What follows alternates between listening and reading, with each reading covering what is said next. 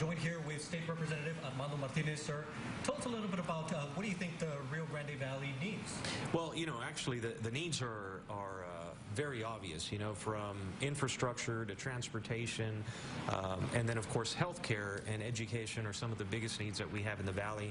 A lot of times we had been underserved and behind with our infrastructure and transportation projects. We're very lucky to have such a great Valley delegation, whether it be in the Senate and the House, that are addressing a lot of these needs. Over the years, now we've seen that we do have a medical school. Our students no longer have to travel to other parts of the state. We're working on a law school. We're also working on addressing a lot of our drainage and infrastructure and transportation needs in the Rio Grande Valley, and updating those systems for our constituency.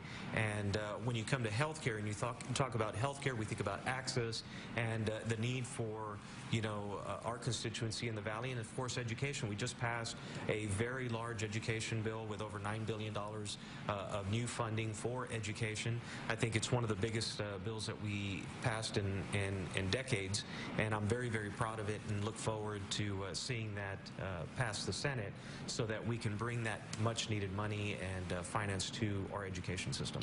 Right now, big talk in the House and the Senate about funding for teachers, specifically the $5,000 raise that has been proposed.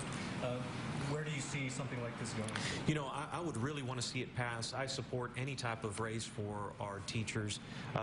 And when you think about the raise, I mean, $5,000 still doesn't get us up to the national average.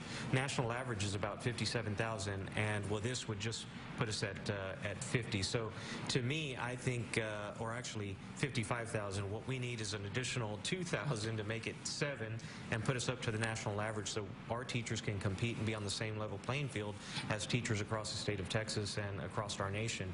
I think it's something that they really do deserve. Our teachers work very hard, and I'm a very proud product of public school, and this is exactly where what our teachers have done for us. And when you talk about teachers and giving our teachers a pay raise, we cannot forget our retired teachers who are out there, who worked very hard and who are struggling right now because of the cost and the increased cost of health care, and the fact that what they get now is not enough to cover those. So those are also issues and legislation that we have filed, and we're waiting to have a hearing on that so that we can also address the issues for our retired teachers as well. The Speaker of the House in the past few months had said that perhaps not give the money directly to the teachers, but rather to the school districts.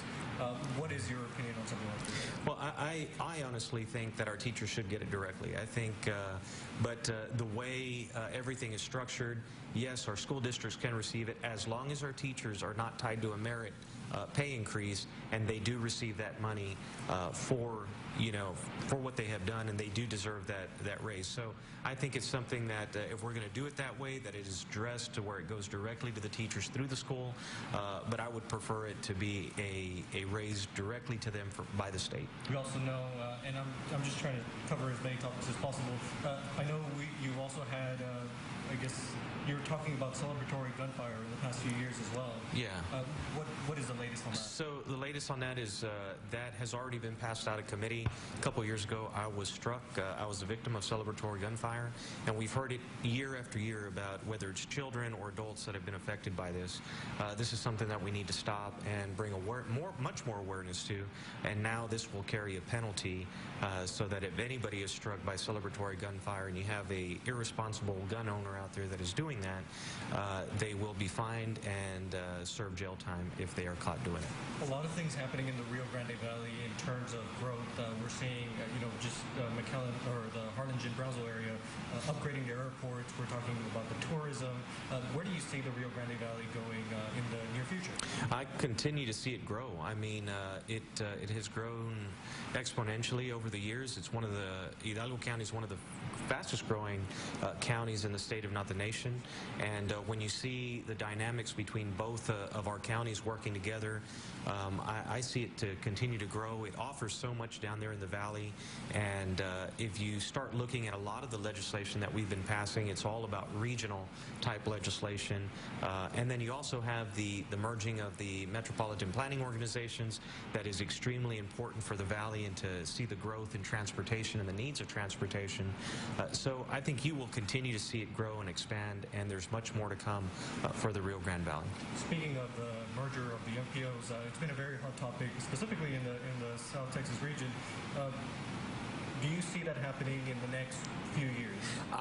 I would see it happening, and I would not see why it shouldn't happen. If you have the large cities like Dallas, and they have over 13 counties, 17 counties, Houston the same, San Antonio, and all of them can come together, I think it's pretty obvious that two counties can come together and have an agreement. And just with two counties, we become the 5th largest metropolitan planning organization in the state of Texas. And when you look at that in dollars, right now you have 4 metropolitan planning organizations, which is San Antonio, Austin, Dallas, and Houston, dividing up, $1 billion, and actually $5 billion. So each of them are getting about $1 billion each. And then you have the other 23 dividing up $1 billion. So we're part of the other 23. And once we have this merger, we will be part of those large 5, dividing up $4 billion, which is much more money that can come down to the valley, and much more projects that we will see that are improved and made and done in the valley. How involved are you in that project? As far as the MPOs right now, the MPOs are the ones that are doing all the work. We've made a lot of suggestions and support for that, and we definitely support it. So we look forward for them having an agreement here really soon.